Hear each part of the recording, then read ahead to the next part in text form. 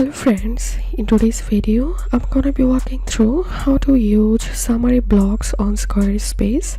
But before getting started this video, make sure to subscribe. How to 1 minute. So open that post or page where you want to add summary text and click on edit and click on add section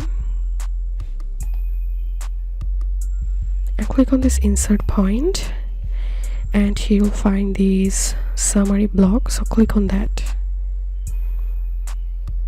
and click on select a page, and you can select block page or shop page. So I'm selecting here block page, and primary metadata, click on this drop down and you can select date posted, category, tags or author. So I'm going to selecting here author.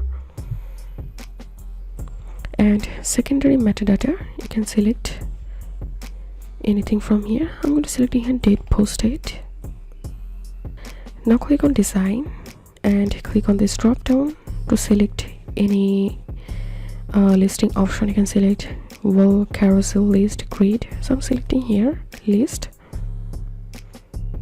and you can increase the number of items. You can change the image size. You can enable or disable title, feature image. So this was how we can use summary block on Squarespace.